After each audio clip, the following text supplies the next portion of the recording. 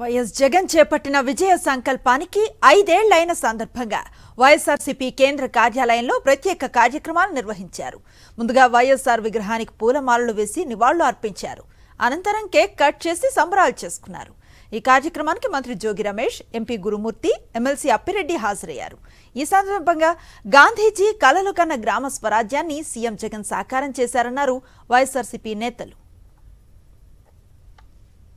ఒకానొక రోజుల్లో బీసీలు, ఎస్సీలు, ఎస్టీలు, మైనార్టీలు, అగ్రవర్ణ నిరుపేదలు ఒక చిన్న పథకం కావాలంటేనో, చిన్న లోను కావాలంటేనో, లేకపోతే వాళ్ళ బ్రతకటానికి భరోసా కావాలంటేనో అధికారుల దగ్గరికి వెళ్ళి, ప్రజాప్రతినిధుల దగ్గరికి వెళ్ళి, వాళ్ళ ఇళ్ల చుట్టూ, వాళ్ళ గడపల చుట్టూ తిరిగే పరిస్థితులు, ఆ పరిస్థితులను ఈ రోజున 2,50,000 కోట్ల రూపాయలు ఒకే ఒక్క బటన్ నొక్కితే బీసీల రూపురేఖలు, ఎస్సీల రూపురేఖలు, ఎస్సీలు, మైనార్టీలు, అగ్రవర్ణ పేదలు ప్రతి గడపలో కూడా ఏ విధంగా సంతోషం వెల్లివిరుస్తూ ఉంది, ఆనందం ఈ విధంగా ఈరోజు ప్రతి గడపలో అభివృద్ధి, ప్రతి గ్రామంలో అభివృద్ధి.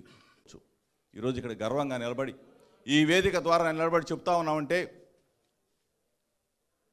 మహాత్మా జ్యోతిరావు పూలే గారి ఆలోచనలు, ఆయన ఆలోచనలు ఈ రోజున ఆచరణ చేసి చూపించిన ఏకైక వ్యక్తి జగన్మోహన్ రెడ్డి గారని చెప్పేసి మనం మర్చిపోవద్దని చెప్తా ఉన్నాం.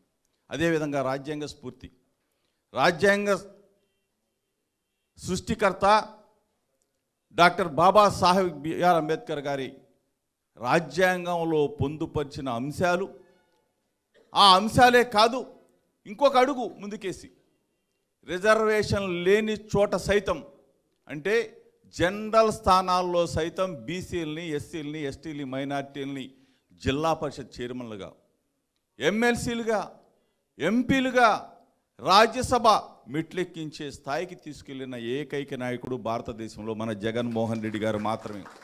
ఇది మనం గుర్తుపెట్టుకోవాలి.